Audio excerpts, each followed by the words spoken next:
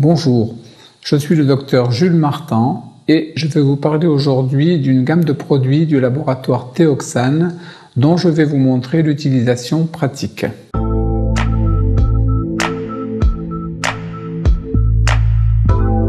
Alors, quel que soit le type d'anesthésie pratiquée, il est impératif d'avoir au préalable une désinfection cutanée soigneuse. Je vais donc vous donner des repères extrêmement simples qui permettent d'obtenir une excellente anesthésie tronculaire du visage. Vous savez que la sensibilité du visage est donnée par un seul nerf qui est le trijumeau, le 5.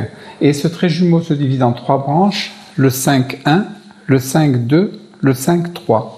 Et il se trouve que, anatomiquement, ce qu'on appelle la ligne des 5 est un alignement parfait de ces 3 points à partir de l'axe de la pupille. 2 voies sont possibles, soit la voie transcutanée, c'est-à-dire l'injection directement en face du point repéré, soit la voie endobuccale. En tout cas, la voie endobuccale est très facilement réalisable pour le nerf sous-orbitaire et le nerf mentonnier.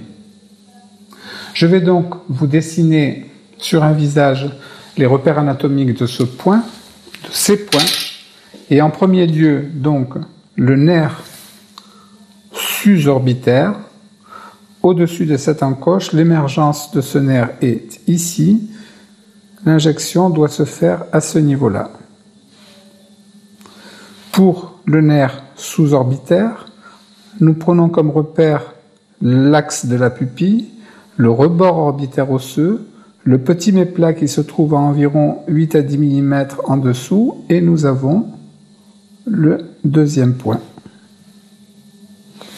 qui est le nerf sous-orbitaire. Et pour le troisième point, le repère c'est à mi-distance entre la commissure labiale et le menton, juste là.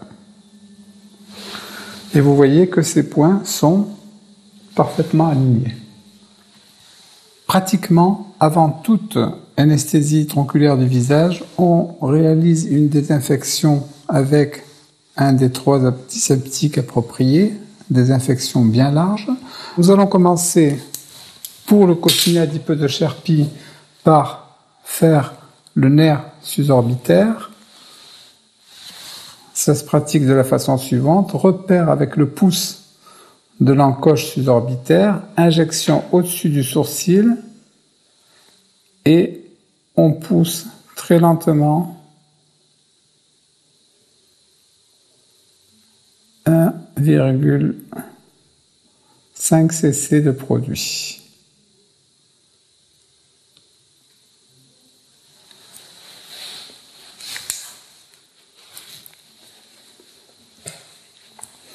Un petit massage pour diffuser le produit.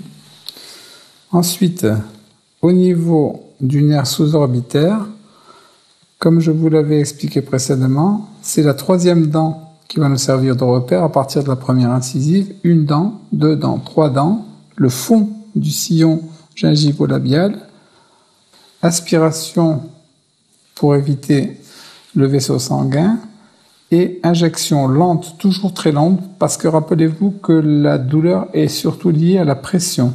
Injection lente de 1,5 cc de produit.